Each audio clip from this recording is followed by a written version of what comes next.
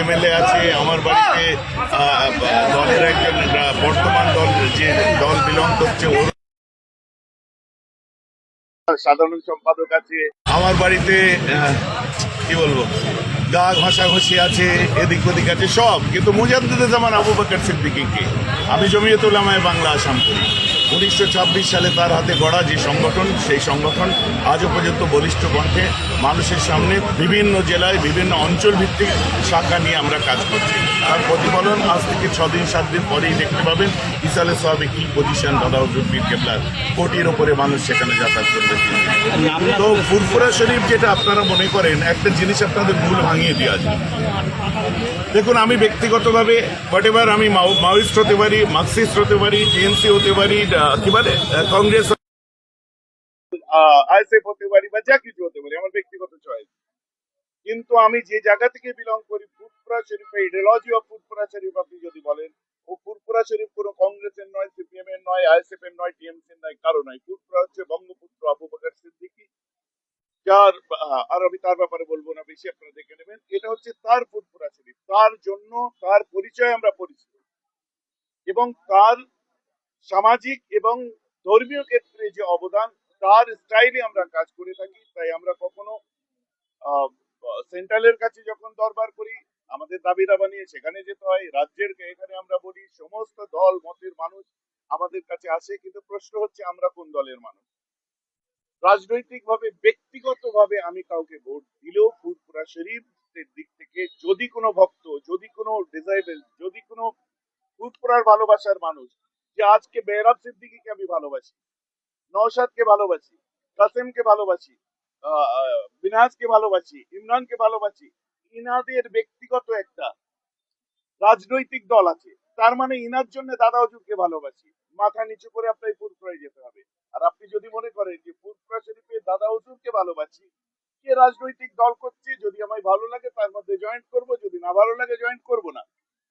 আমি কিন্তু ফুরফুরায় যাচ্ছি পীর আবু বকরের জন্য।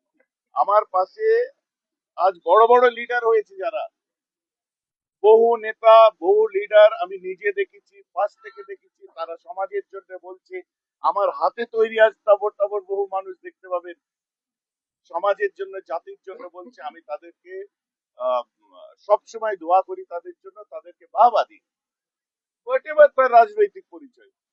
কিন্তু ব্যক্তিগত জগৎ থেকে আমি আজ 13 দফা কর্মসূচি বিগত গভর্নমেন্টের সময় যে আমরা আদায় করেছিলাম, যার মাদ্রাসা সার্ভিস কমিশনে যারা চাকরি পেয়েছে, জিজ্ঞাসা করবেন তো দাবি টাকার এই শ্বেতপত্র আমাদের কাছে আছে।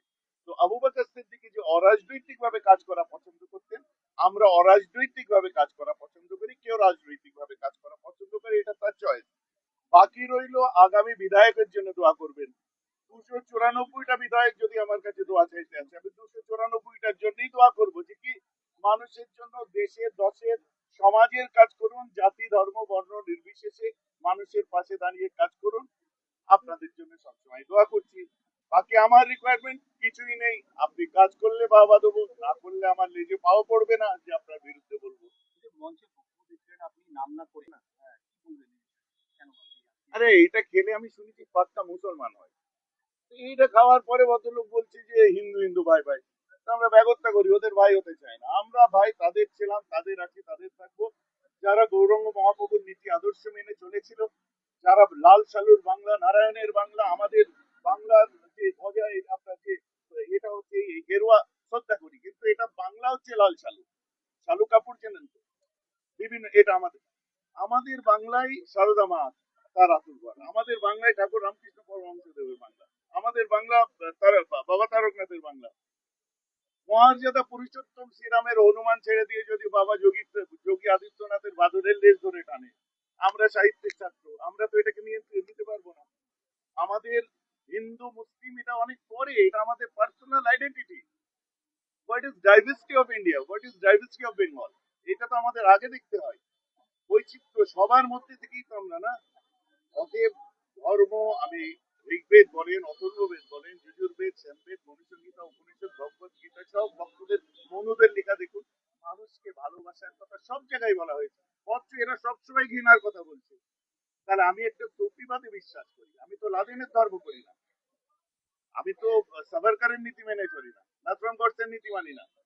আমি মাসুদ আজহার ওই আমির খান মুত্তাকি যে দাওয়াত করে নিয়ে আসলো না জামাইবাবুকে, ওই রাষ্ট্রীয় মর্যাদা দিয়ে, এদের দল করি না আমরা। আমরা সুফিজমে বিশ্বাস করি, অল ওভার ওয়ার্ল্ড এর 97% মুসলিম। এই সমস্ত জাতপাত ধর্ম টর্ম নিয়ে এই সমস্ত খেলা আমাদের ভালো লাগে না। আমাদের মানুষের জন্য করা এটাই সব থেকে ভালো লাগে, যেটা আজকে ডাম্পি করেছেন বিধায়ক সাহেব, তাপস বাবু এসছেন, আমিও এসছি, খুব ভালো লাগলো। আর কিছু না।